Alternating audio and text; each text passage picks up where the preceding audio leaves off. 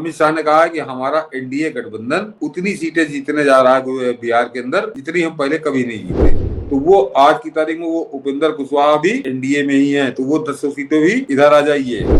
ये बहुत असर डालेगा, तो भाजपा की 5-7 सीटें कम करेगा बस। तो इतना ज्यादा अंतर होने जा रहा है। देखिए, यूं आप समझिए, भावनात्मक रूप से जैसे कांडी केजरी ने युवाओं को गुमराह किया था, गुमराह तो ये बिहार के युवाओं को कर रहा है कि बिहार का जो जिस तरह से कूद फांद रहे हैं, और ये जो खैराती भी जो है, मनीष ये भी जानते हैं कि गुजरात में तो कुछ होना नहीं है, बिहार में बड़ी उम्मीद जगाए हुए हैं। मैं फिर कहूंगा आज की ये राजनीतिक अनपढ़ हैं, गंवार हैं, सीढ़ी हैं, पागल हैं, इनको क्या कहा जाए। अब जरा गुजरात का आंकड़ा मनीष जी एक समझ लीजिए, 2 आंकड़े बताऊंगा क्योंकि समय काफी हो गया है, और उसके बाद बताने जा रहे हैं कि आज मनीष जी वहां अमित शाह ने कहा भी है। अमित शाह ने कहा है कि हमारा एनडीए गठबंधन उतनी सीटें जीतने जा रहा है बिहार के अंदर जितनी हम पहले कभी नहीं जीते। तो वो उन्होंने एक तरह संकेत दिया है, लेकिन वो नेता हैं कि जरा गौर करिए मनीष जी कि अभी जो 2020 का चुनाव हुआ था बिहार का, उसमें 110 सीटें महागठबंधन की थी, 8 जो थे वो निर्दलीय थे, 118 मान लीजिए वो भी इन्हीं के साथ थे, कुछ मियाँ थे, 118 थे इनके पास, और भाजपा के पास सीटें थी 125, 243 लोग बहुमत है। और उसमें मनीष जी जो सबसे बड़ा खेल था, जो अब की फिर वो बड़ा खेल होगा, और उस आदमी को मैं डिसाइडिंग मानता हूँ बिहार के संदर्भ में, उसका नाम है चिराग पासवान। और मैं क्यों कह रहा हूँ, ये खैराती, इनको मैंने कहा नहीं, गांजा पिए रहते हैं, भांग पिए रहते हैं, ये कभी इस पर ध्यान ही नहीं देते कि चिराग पासवान ने 2020 के चुनाव में मनीष जी वो आदमी सीट तो जीता था एक, लेकिन उसने 54 सीटों का फैसला कराया था, 54 सीटों का, कि 54 सीटें उसकी पार्टी के प्रत्याशियों की हार जीत से तय हुई थी। उसमें 30 सीटों का फायदा एनडीए को मिला था, और 25 सीटों का फायदा आरजेडी को भी मिला था, गठबंधन जो है 24 सीटों का। तो एक तरह से वो आदमी 54 सीटों पर उसका प्रभाव था। और ये अगर आप कह दीजिए कि 30 इनको जिताई, 24 उसको जिताई, तो क्या फर्क पड़ता? 6 सीटों का फर्क नहीं, 6 सीटों का फर्क नहीं है। जो इनको जिताई वो तो इनके साथ जाएंगी ही जाएंगी, वो अब की वहां पे जीत ज्यादा बड़ी हो जाएगी, इसको सोचिए, क्योंकि वो था तो एनडीए का ही आदमी, और वो उस जिनको 2020 का चुनाव याद होगा, चिराग पासवान पूरे चुनाव के दौरान ये लगातार कहते रहे कि मैं मोदी का हनुमान हूं।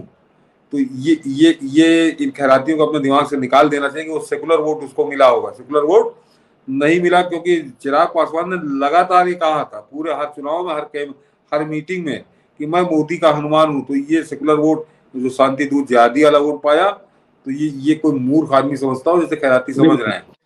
तो वो 30 तो इनको जोड़ दिया, और इसमें मनीष जी जुड़ेंगी 24 सीटें। ये जो आरजेडी जीत गई थी, तो आरजेडी की जीत का कारण था कि वहां पे चिराग पासवान को ज्यादा वोट मिले थे, हार जीत के अंतर से ज्यादा। तो अब की वो जो वोट है वो अब की गठबंधन के साथ होगा, तो वो जो 24 सीटें हैं वो भी तुम्हारी गई, क्योंकि तब तो वो अकेले लड़ रहा था, अब वो साथ होगा। और पिछले 2020 के चिराग पासवान और 2025 के चिराग पासवान में जमीन आसमान का फर्क है। और अभी मैं बताता हूँ मनीष जी, इसका रिजल्ट भी बताता हूँ। मैं हमेशा कैलकुलेशन इसी तरह से करता हूँ। तो वो 54 की 54 सीटें आपकी इधर, यानी 24 सीटें आप और बढ़ा दीजिए तो हो जाएगी, कितनी हो जाएगी मनीष जी? 125 और 24 149। अभी बिल्कुल एकदम उसी आंकड़े को लाता हूँ। और इसके अलावा एक खिलाड़ी और जिसकी तरफ ये बात नहीं कर रहे, और उस खिलाड़ी का नाम है उपेंद्र कुशवाहा। वो भी आज की तारीख में एनडीए में ही है। और उपेंद्र कुशवाहा ने पिछले चुनाव में 10 सीटें हरवाई थी, 10 की 10 भाजपा को हरवाई थी, और उसमें से 7 सीटें बीजेपी की थी और 3 सीटें जदयू की थी। तो वो आज की तारीख में वो उपेंद्र कुशवाहा भी एनडीए में ही है। तो वो 10 सीटें भी इधर आ जाइए। और ये मैं ऐसे कैलकुलेशन नहीं कर रहा हूँ, आगे इसका परिणाम बताऊंगा। तो 149 में 10, 159 सीटें। और कुछ निर्दलीय थी, वो निर्दलीय किस पार्टी थे उनका तो क्लियर नहीं है, लेकिन 149 सीटें जब अगर ये कैलकुलेशन बनता है, और आपको ताजुब होगा मनीष जी कि अब की का जो लोकसभा का चुनाव था, ये दर्शक इसको याद रखें, उसके बाद बिहार का चुनाव क्लीन स्वीप बात एनडीए की होने जा रही है कि 243 सीटों में लोकसभा के लिए वोट पड़ा और उसमें मालूम है मनीष जी एनडीए कितनी सीटों पे आगे थी? 173 सीटें जीती है एनडीए, जबकि इनका बड़ा गजब का चल रहा था, ईडीए पीडीए दुनिया भर का वो कौन सा न्याय वाला फार्म भी भरवा रहे थे, संविधान बदल देंगे, झूठ भी चल रहा था।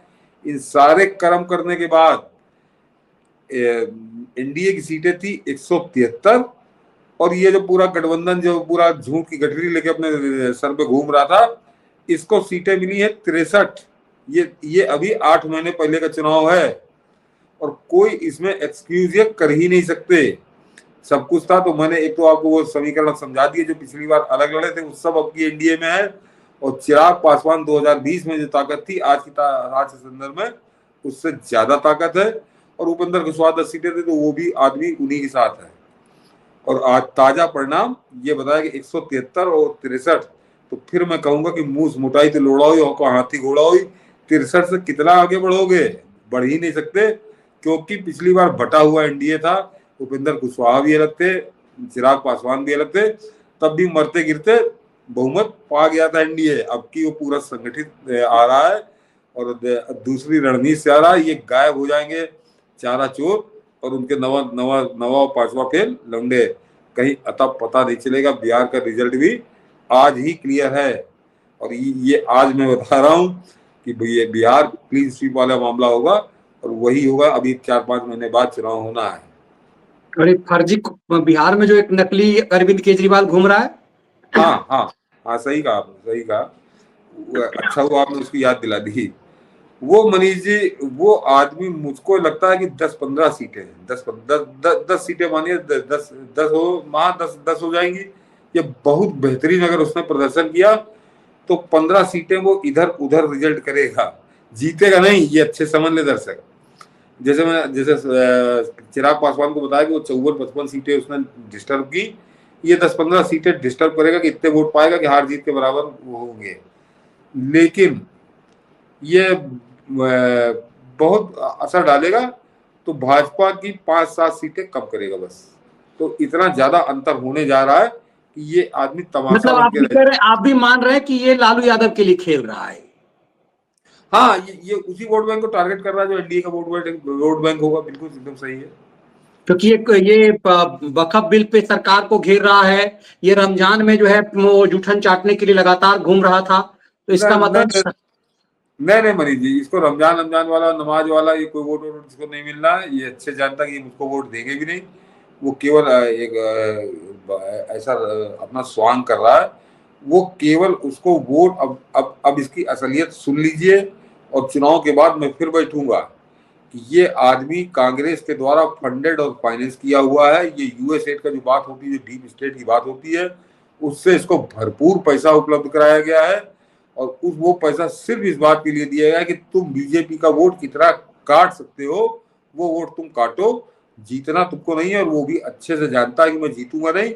वो एक बड़ा हिस्सा उसने अपने पास रखा होगा, बाकी वो चुनाव लड़ आके कुछ बेवकूफ लोगों को उतार के मैदान में हवा बना रहा है।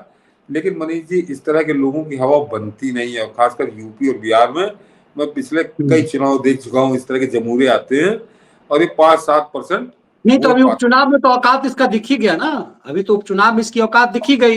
हाँ, और मैं अगला उसी पे आ रहा था कि ये आदमी जो थोड़ा बहुत इसकी इज्जत बचेगी, वो ऐसे बचेगी कि मनीष जी, कोई कद्दावर नेता है, कोई टिकट तो सबके को बड़े फेयर तो बढ़ते नहीं है कि भाजपा के अंदर कुछ ऐसे नेता होंगे चुनाव जीत सकते लेकिन उनको टिकट नहीं दिया गया, या आरजेडी में कुछ ऐसे नेता होंगे कि वो जीत सकते लेकिन उनको टिकट नहीं मिला, या कांग्रेस के अंदर हो सकते। तो ऐसे 10-20 लोग जो अपनी कुछ ताकत रखते हैं, जिनको कोई पार्टी टिकट नहीं देगी, वो इसके यहाँ आके टिकट दे देंगे। और ये टिकट बिल्कुल बैठा हुआ खिड़की खोल के ये पहले आओ पहले पाओ वाले हिसाब से ये टिकट बांटेगा।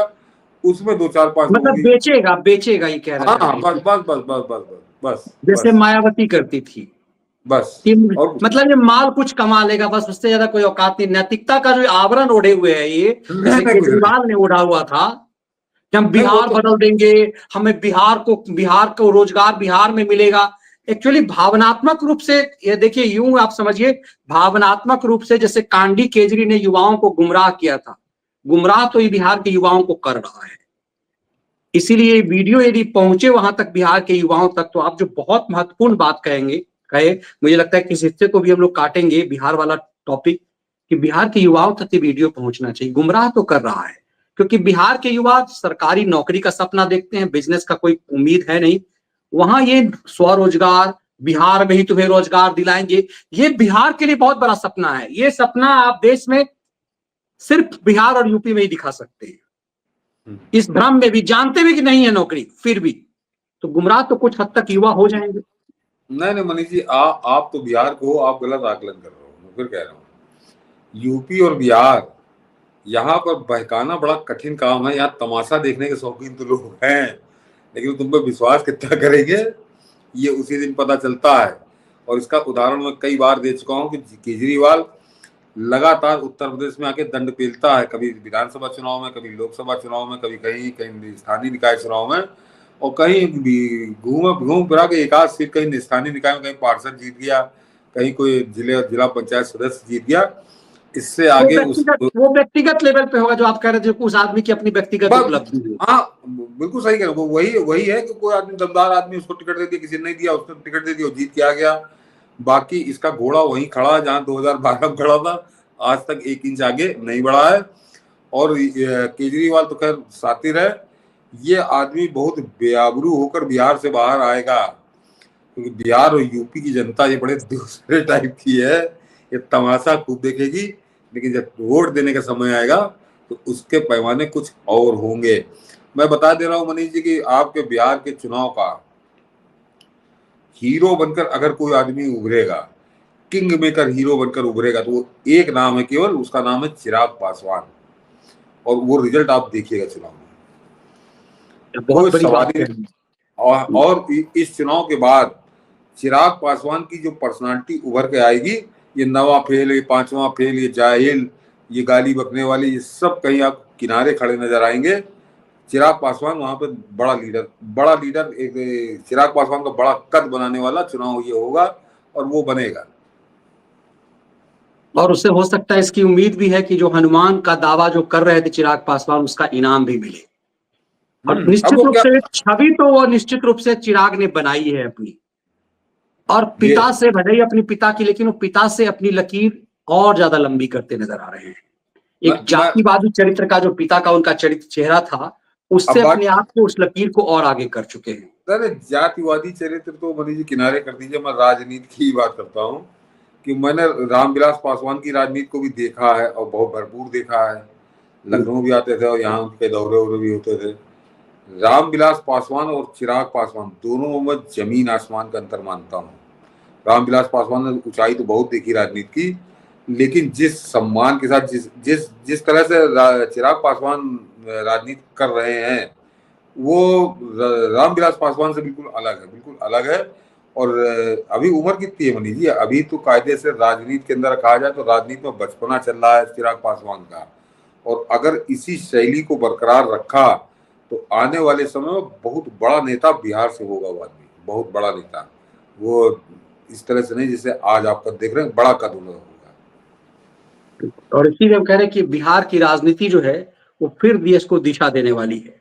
तो हम लोग इसका इंतजार करेंगे। तो ये जो पप्पू भाई वहां गए थे मुंगेरी लाल का सपना देखने, तो पूरब पश्चिम से फिर पूरब से पश्चिम की तरफ कूदे हैं, पूरब पश्चिम फिल्म बना रहे हैं ये मुंगेरी लाल का सपना देखते हुए।